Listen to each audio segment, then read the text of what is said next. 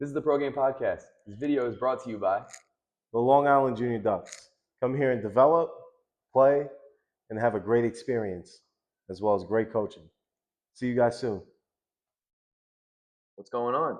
This is the Pro Game Podcast hosted by Coach Rob. MattyIce. This is episode 5. This is something that we've been consistent with now for the last week or two. I know we started back in July, but this is in full effect now. I mean, we got some upgrades. I'm not going to ignore it. There's definitely some improvements here that we can definitely thank. I want to thank Phil Danza of the Junior Ducks Foundation, the family. You know, I'm very happy, and I know Rob is very happy, and I'm forever thankful for what he's able to do for us. So I'd be remiss if I didn't mention him at the start of this video.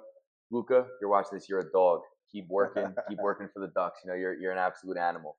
I think the biggest thing is that as we keep going with this podcast, and you know the more following and subscribers we get, like we have to upgrade the setup. Yeah, we can't just keep doing the same thing like we're recording in our kitchen. We have mics coming soon, official podcast mics. So the quality of the videos will become a little bit more better, and then as well as the audio, because we're using these mics and sometimes they die out on us. So we're trying. I'm trying my best to edit these to make it work. He's trying his best to fund it to make it work. It's a work in progress, but we want to show you that there's effort here. There's a want to do it. There's a desire to do it. And while we're sitting here, you see there's 2 of us. We're missing the newest member of the podcast, which is Christian, C-Bat. He couldn't make it tonight, if you can't tell, because he's not sitting here with us. But he will be back next week. He will be back going forward. This isn't like he's not gone forever. This is just a one-off where we're still going to pump it out. We're still going to pump out an episode. We're still going to make it work because the wild card's wrapping up. As we're recording this, the Yankees are in the bottom of the 8th inning. We have it up on so you might see a little live reaction to when the game reads final. But we're watching that. Every other wild card series has come to a close, and that's what we're going to talk about today. So, I mean, first off, I want to talk about the earliest game of the day for every game that started, which was the Tigers-Guardians, and the Tigers pulled it out.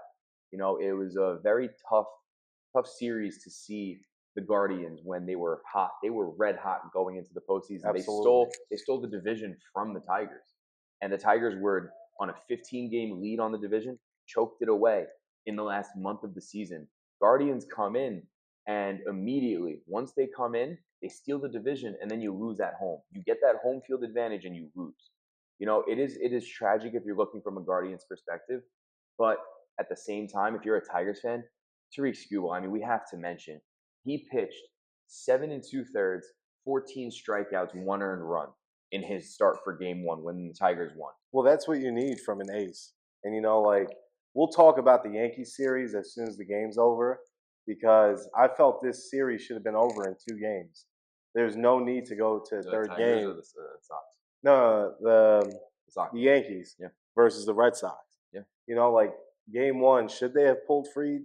No. But then you look at Game 2 where the Sox shot themselves in the foot with Duran's drop. Yeah. Then not sending Eaton on the Chisholm throw from second where he saved the run. But if they send Eaton, that's a different play. Well, even today, you saw there was multiple errors in that one inning where the fourth inning where center fielder try to lay out and make a dive-in play, which I understand. Doesn't work. But now, when you're playing in a game like this, it's whether or not you're going to go out there and play conservative, or you're going to go out there and hustle for every ball that's hit into the gaps, hustle for balls that are falling into these little holes and stuff. Oh yeah. And look, they started a little rally, right?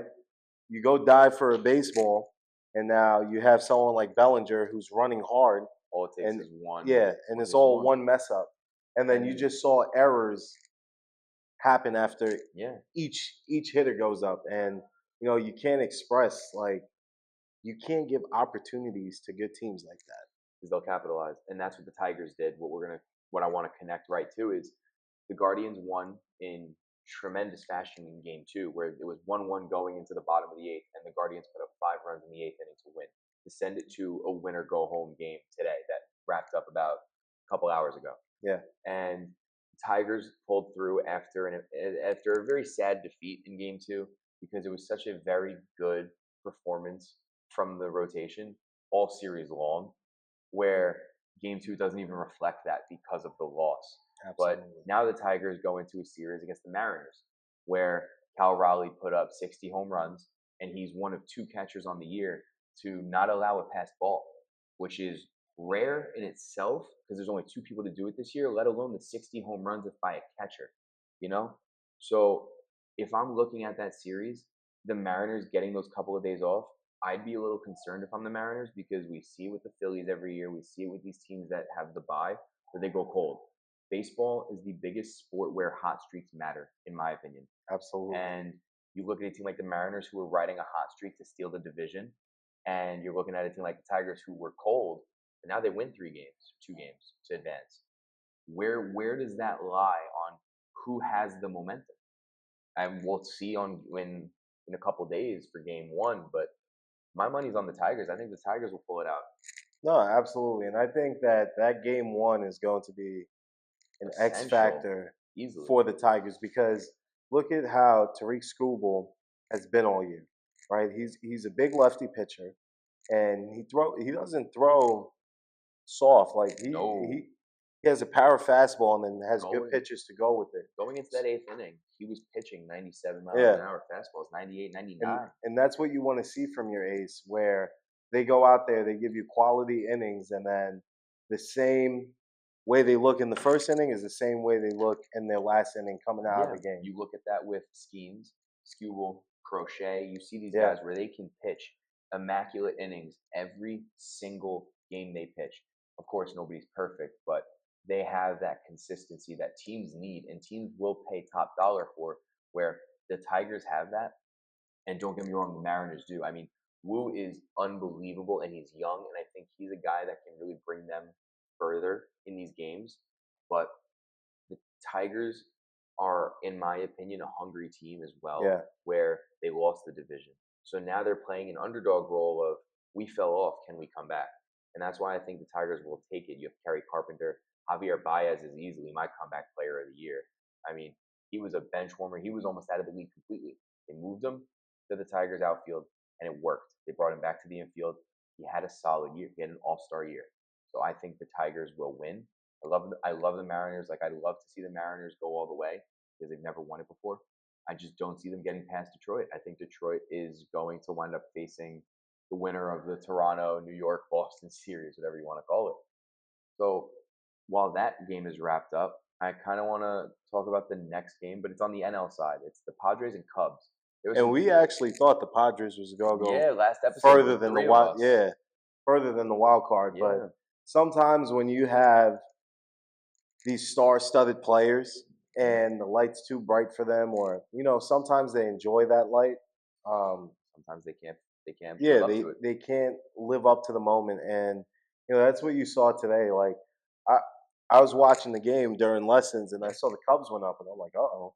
Like, let's see how the Padres battle back and how they try to work their way back into the game where, all right, they might get a base hit that sparks something up or just one good inning, and they just weren't able to get it going. One thing I will say that needs to be pointed out by any person that was watching the game in the 9th inning. The Padres were down 3-1.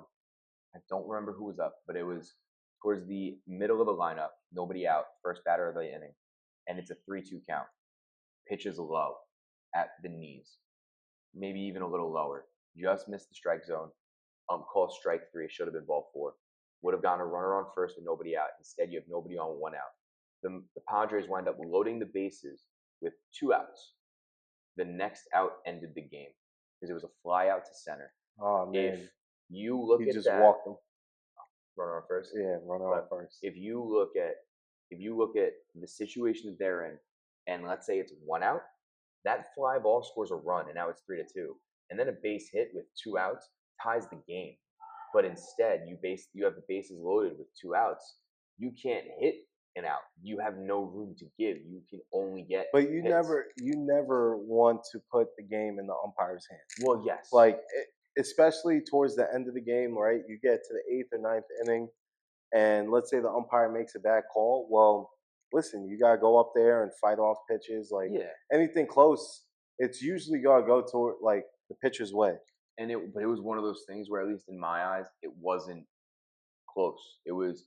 I could see why the ump would call it because from his angle, I'm sure it was a little different. Yeah. But and yeah, the Padres had mistakes throughout the game that wound up costing them in the end. But with a call like that on the line, I'm just excited for the ABS system to come in, for robo umps to come in, which I never wanted, but you see it in the postseason. You see it in the Yankees game that's on right now. You see it in the Padres game where you saw it in the Dodgers game, the Tigers game. Every series has had rough officiating every single time. But it's been like that. You can't say it's not because Oh no, it has. you But that's the look, problem. yeah, but that's what makes baseball great, honestly. Because all right, umpire makes a bad call. Like, what happens if they reverse it? The team that gets the call to go their way, the umpire, not the umpire, the coach is gonna come out, argue the call, and get thrown out of the game. Like, But you that's know what I also, mean? but that's what I don't like with the umps, where everybody gets ejected. Yeah. Everybody gets ejected. The umpires' egos are too soft. There's no more thick And skin. there's no thick skin in it. It's more so, oh well, if manager's coming out of the dugout, he's getting thrown out. There's no ifs, ands, or buts about it anymore. And the umpires' egos are too big that if they challenge the call, the chances are, if it's anything close that you can argue both sides, they're not going to overturn it. And I Yeah. know that that's with most sports, but I think that's a cop out to not have these umpires held accountable. And I think it cost the Padres. I don't think the Padres. I think they kind of beat themselves. As we're talking about this, the Red Sox are down to their final out.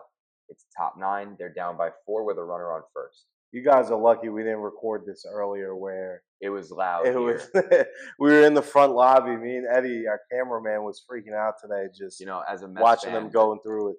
I'm a Mets fan, but it's baseball. Baseball's baseball, man. I'm still all in on it. I don't care who pulls out of this one. I'm more so just watching baseball for the love of the sport, as for why I'm talking about the San Diego Padres on a podcast, because I like baseball. But looking at the Cubs versus the Brewers, because to move on about the umpires, because we can make a whole episode on that. The Cubs versus the Brewers. I don't think again, the Brewers are such a strong ball club, but like you said before, usually the teams that have that bye in the first round, they come in a little bit. Trying not to freak out. Let's go. The Yankees advance. The Yankees are advanced. The Yankees will face the Blue Jays. We will talk about that last before our closeout of the episode. But continue about the Cubs and Brewers. You look at the teams that get the bye. Yeah, it's tough, but at the same time, excuse me, some of these teams that are really good and can compete all year round. Doesn't matter if it's the All-Star break. Doesn't matter if it's a game where they have off or an off day. Like, they're going to come back out and stick to their standards and stick to what they've been doing all year. And you see that type of consistency with the Brewers. So I'm taking the Brewers in that series just because, the Cubs beat the Padres, but are the Padres? Let's switch it a little bit. If the Padres won, would you take the Padres or Brewers? Yeah, I would take whoever came out of this series to beat the Brewers. And I'm going to build on that because I think the Brewers are a great team. Christian Yelich, Jackson Chourio, Bryce Terang, they are a dangerous team when they get going. But here's my only caveat. They've been here before, and every single time, they can't get the job done.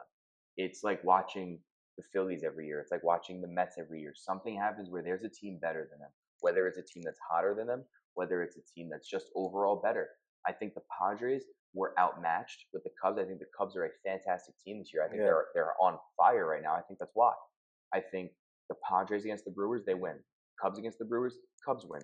I think the Brewers will lose, which So are you going based off of playoff experience at this point? I'm going based off of who's playing right now. They're playing consistent baseball. They're in a groove. They're coming off of a high. The Cubs are going to be coming off of a high of advancing, and they're going to take that into the Brewers. And they're going to come with a chip on their shoulder. Yeah, because that's a division game. That's a division series. That's a series where you're looking at these teams, and it's going to be close because they cannot stand each other. But the Cubs have the games. The Brewers do not.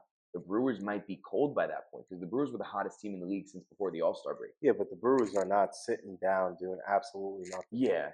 These guys are taking their reps. These guys are they have to going through situational stuff and probably simulated games. At this point of the year, no need to go through simulated stuff, but you got to think about like, yes, the experience is important, but the Brewers have been consistent all year. Like right after the All Star break, they're playing well. Up to this point, they're still playing well. Yeah. Right. So I have the Brewers. I can see why you have the Cubs. I'm all about the hot hand. Whoever's the hot hand will go further. All right. Whoever's hotter, because last year you look at the Mets and the Dodgers outmatched the Mets by a long shot. But the only reason the Mets put up a fight is because of how hot they were. But the Dodgers were even hotter. It comes down to who has the hot hand. It's the same thing in hockey. It's every sport. Whoever has the momentum, all it takes is one swing. I disagree there. Really? I disagree. Because if we're going to go compare sports, all right, you look at the Chiefs, they get the first round bye. What have they been doing? Well, exactly. They're not hot anymore.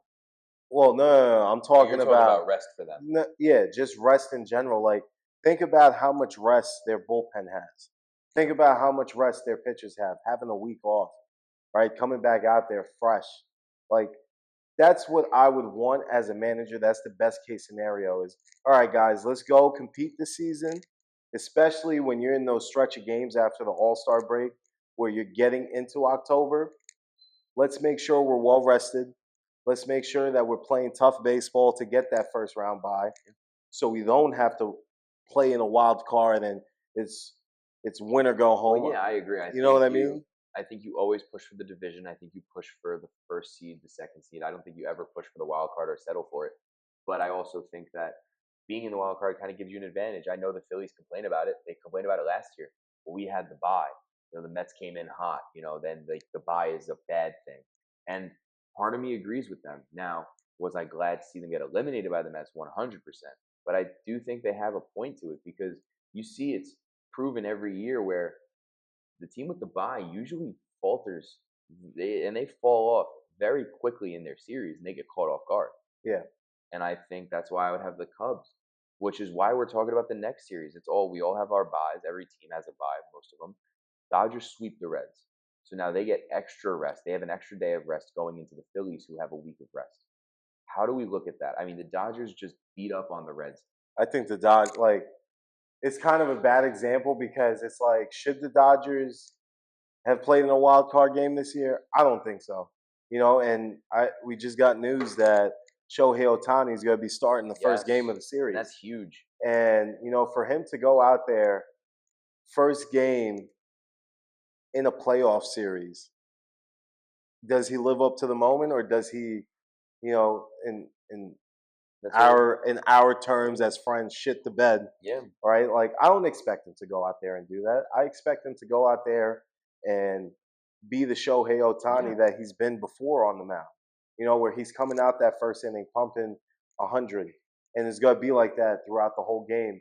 He's going to be consistent. But now, as a two-way player, he hasn't done it in a while. No. Does that affect him at the plate, or does that affect him on the mound? I think it affects him on the mound. I think his plate appearances have been consistent for his whole career, and he's still. He's hit 3 home runs. Well, you saw the leadoff home run in the first game. The dude's a monster. So I think his hitting is never an issue. Of course, people slump, but I think Shohei Ohtani's bat is never going to be the question in this series. I think it's whole lineup, though, game 1 start, and that's why, I'm picking the Dodgers for this series just because, I love the Phillies. I love Bryce Harper. I love Schwarber. I love all those guys. But you look at the depth in their lineup and defensively how they play and how they can swing the bat. How can you not say the Dodgers are going to go out there and beat the Phillies? I think the series is going to go to 6 games. I believe the Dodgers win that series 4-2.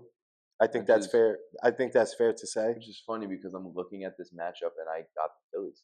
I think this is the year that the Phillies will make it.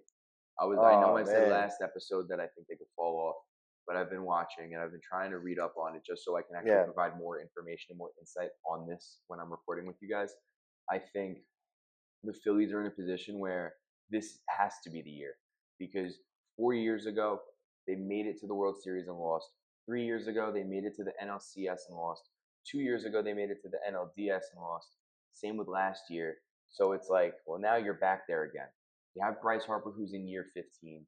You have Kyle Schwarber, who's in year 10 or 11, year 10. You have Trey Turner, who's been there for years.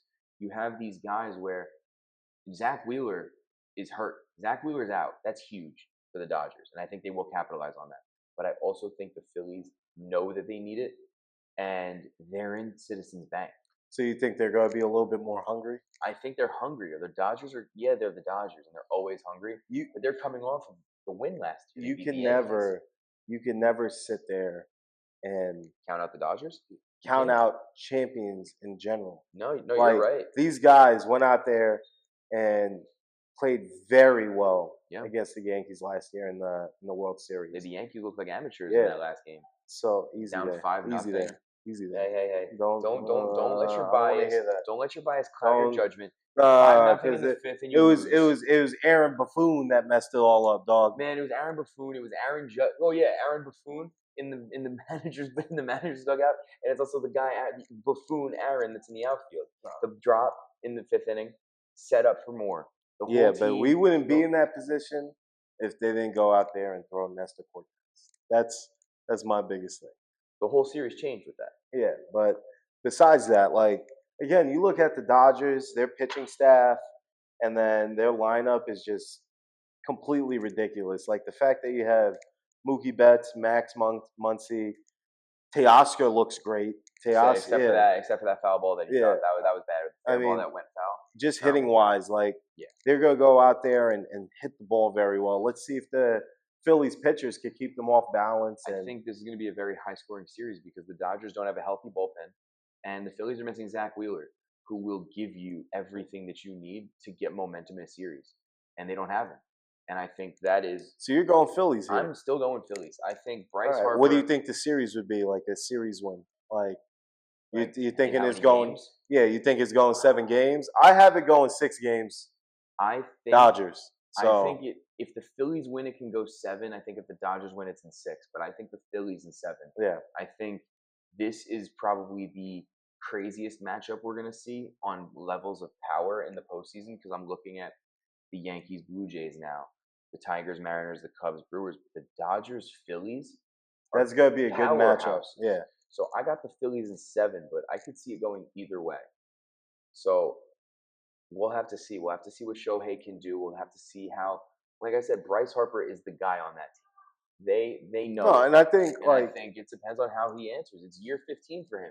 I think that if you look, go ahead. He leaves Washington. They win a World Series the year he leaves. Yeah, it was with Juan Soto. You can name it like the fluke year because the Nationals haven't been good since. They haven't been over 500 since.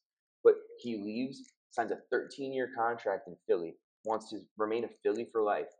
Gets to the World Series 2 or 3 years after he left Washington, doesn't win it, and now they've just been on a decline in the playoffs every year until now.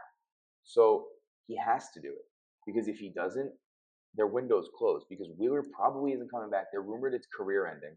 That's the rumor that he's not going to come back. And the rumor is, that's not a rumor, it's a fact. These guys are getting old. Kyle Schwarber's year 11. Nick Castellanos is God knows how old. Bryce Harper's in year 15.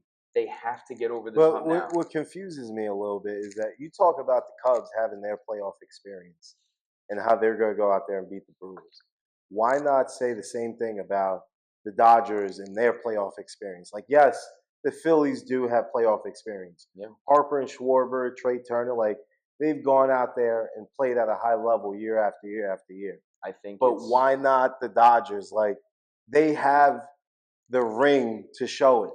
They have Shohei Ohtani, who's going to finally pitch in a playoff game. And I'm hoping he goes out there and gives them a good start because if he sets the tone that first game, I feel if the Phillies don't win that first game, this series is only going 6 games. I think it's because it's like I said, it's not even just the rest because I know that that's a big part of what I was talking about with the Cubs is that they don't have the rest, they have the hot hand. However, I also think it's a fact of hunger. The Phillies are there, and they are clawing at it every single year. I mean, just like the Dodgers, don't get me wrong, just because they're winning it doesn't mean they're not clawing at it. But the Phillies are coming up short every year. They're playing with a chip on their shoulder, like more than the Dodgers, I would say. I mean, the Phillies go in last year. They welcome the Mets into Citizens Bank and get embarrassed in the NLDS. Listen, and I think they're hungrier than the Dodgers. We're going to see how that series goes again. Each week, we're pretty much more consistent now with the videos that we pump out, since our schedules work together very well. We'll be able to give you a recap on We're these gonna games give you a by next week. recap on everything, and then I know next week we're gonna talk football too. Yeah, we'll have multiple So episodes stay next week. tuned for that. But I still have the Dodgers, man. I'm sorry. Yeah, and Still have the I'm gonna stick Dodgers. with the Phillies, and I'm gonna move on to who I think they're gonna face in the World Series. My predictions have kind of changed since last episode. I think the Yankees are gonna beat the Blue Jays. I think the Yankees are gonna cruise through whoever else is in the American League, and I think they're gonna face the Phillies in the World Series, which is my nightmare as a Mets fan. I don't want either of them to even sniff past the NLDS, but it's my true baseball fanatic So you're going prediction. Phillies Yankees. I'm going Phillies Yankees. I think the Yankees That'd beat be the Blue dope. Jays. I think the Yankees are pissed off that the Blue Jays stole the division from them. I think the Yankees are pissed off about the result of last year's World Series. I think Aaron Judge is going to figure it out. I think he's had a pretty good wild card series. I think that that's going to factor into how good the Yankees can play going into Toronto in game one on Friday. No, Saturday. And I feel that it's inevitable for the Yankees to make it again. I think with the Yankees, my biggest thing is like, as a fan, I want them to be in the World Series as bad as any Yankee fan out there. But at the same time, it's like the decisions from the coaching staff and decisions from the front office, that would be the downfall. And easily, I could possibly see Aaron Boone getting fired if he gets eliminated in the divisional round. Just because, like, you have Fried, you have Rodon, and then you had Schlittler who pitched phenomenal today. What an 8-inning gem. And you saw how he stayed in for 8 innings. I guess Boone learned from his mistake when he took out Max Fried. Just to say, but go ahead. Schlittler, 8 innings pitched, 5 hits, 12 strikeouts, 107 pitches. No walks, right? No walks. And then that's what I mean. But that's a quality start. Now, as someone who pays attention to baseball and understands baseball very well, I don't expect pitchers to go out there and give that type of outing every single game. No, because that's above and beyond. 8 innings with no walks, 12 strikeouts. Again, think how tired. But think how tired these pitchers are going to be going into next week. Oh yeah. And now, like, yes, these quality starts from Yankees pitchers save the bullpen a little bit, but you're starting to see the Yankees bullpen come around. Like, I know Eddie was at the game one, and they saw Devin Williams go into the game, and half the stadium started, oh man, moaning and groaning. But listen, you guys, they have Bednar, they have Cruz, who's playing with a ton of energy right now. Cruz has flair to him. I like it. Yeah, I do like it. And you want to see a guy like that in the playoffs to get the dugout amped up and get these guys motivated to go out there and win a series. Not that they're not motivated, but it's just an extra burst of energy that those hitters might have. It doesn't sound too professional, but it's a vibes thing. Yeah. You need a vibes guy. Last year for the Mets, it was Jose Iglesias. He was the glue that brought the team together to electrify them. This year, it could be Fernando Cruz in the playoffs for the Yankees. For the Brewers, it's most of the team, but like Bryce Terang's a guy that comes to mind. Jackson Chourio is a dog. He comes to mind. Where every team needs that guy. Needs 1 to 2 guys that can just get them there based off the of glue the guy. vibes. It's the glue guy. Yeah. It's the guy that's going to hold them together. He's going to be the glue of their team. And I think that's essential for the Yankees to get over the hump, because I feel like every year they're very professional. Their history has impact on how they play and how they feel, where it's like, we have this rich history. We have the clean shaven, it has to be this way, and another way. And we need it that way. And by the way, I just want to add, if the Yankees lose to the Blue Jays, I'm blaming the Beards. They should have never brought it back. But that's the thing, is like, you need a vibes guy, and you need the team to have the vibes. The Yankees getting rid of that rule, they are loose this year. That's why I think they're going to the World Series, and I think they will probably. I think I could see them beating the Phillies, because I feel that waving a beard rule like that, like adapting your history to accommodate for, it's not the 1880s anymore. Like, let's get with the times, where it's okay, you can leave it. You know, you can leave your beard. You can be your own person. You can be customizable. They only did that because Devin Williams was hideous without a beard. And then he proceeded to pitch his worst season exactly in his career. So it's just the Yankees jersey. And I've had conversations with like Pat and Tom Caputo here at Pro Game where it's like, oh, Devin Williams will start turning around in July, usually after the All-Star break. He's a better pitcher, and it just never happened. It just hasn't clicked for him in New York. I don't know if it's the lights, because in the playoffs he has like a career postseason ERA of like 27 going into this year. So I think it's one of those things where, you know, it's hard to see as a baseball fan. You see someone struggling like that, but I don't know, man. You see Devin Williams. I don't know if he's ever going to be able to bounce back because the lights are bright in New York, even if it's not the postseason. I'm scared to see Luke Weaver in the game. Seriously. Because when they threw him in game one, man, I'm like, all right, let's see what this guy's going to do. And then all of a sudden, he just gives it back to Boston. And, you know, they didn't go back to him for the rest of the series, which kind of tells you something where, all right, this guy was one of our best relievers last year. Now he's through the Guardians series last year. And now, like, it's not even him. It's Bednar and Cruz. You know, those are the guys you have to go to because gotta ride the hot hand. Yeah, they're pitching very well. Always gotta ride the hot hand, no matter what. Again, I'm taking Yankees over the Blue Jays. I think the Blue Jays bats aren't hot like they were. Yeah, I think that's definitely a piece of it. Listen, George Springer is insane with his longevity. Like I'm looking at it right now, like he was batting .309 on the season with 32 home runs and 84 RBIs. That's a solid year for him, for a veteran like him. Bo Bichette batting .311. You know, like he had 94 RBIs. So you see a team like that, and you know that they have the potential to really upset the Yankees. I feel like the Red Sox giving the Yankees a good fight this series may encourage the Blue Jays even more. Yeah. I just don't think it's going to be enough. The Yankees are the Yankees. They have Grisham, Judge, Bellinger. I don't need to name these guys. You know who they are. They are ball players, and they will take series from players because they are that good. Yeah. So I think the Yankees will win. I think the Yankees will win in 5. I think the Yankees will not embarrass, but I still think it's gonna be 6 games. I think they will put some beat downs on the Blue Jays in some of these games.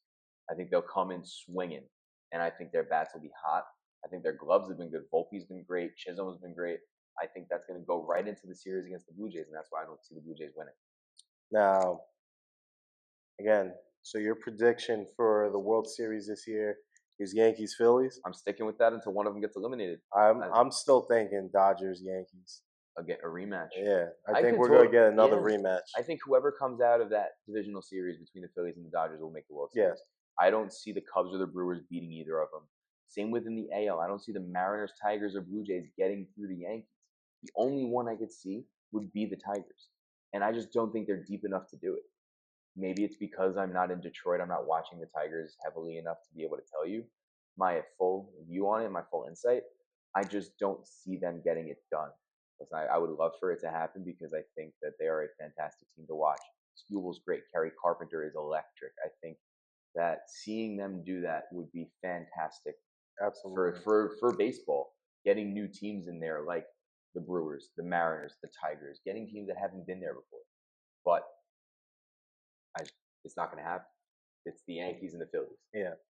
All right. So I think that's it for this video. Yeah, I think that was a very. We're banging these episodes out. This is a very easy wild card episode. Next week we're going to be 2 to 3 games in, maybe even 4 games in if I look at the schedule, into the divisional series for all of the games. So we are going to give you guys a lot of insight on those games, what we think about the performances. And Chris will be back, so we have someone to kind of Chris will be sit here and play devil's advocate for both sides. Yeah. And we miss him. Yeah. For one episode, we miss him. So we'll definitely have him back for that. There's no doubt in my mind. But this is just a sneak peek of all the baseball postseason content we're going to pump out. We'll have football episodes out next week for you as well. You know what I got to say, let's go Giants. Devils hockey starts up next week. Don't forget it. Opening day's a week from tonight. Let's go Devils. This is the Pro Game Podcast hosted by Coach Rob and Matty Ice. Peace. We'll see you guys next week. Peace.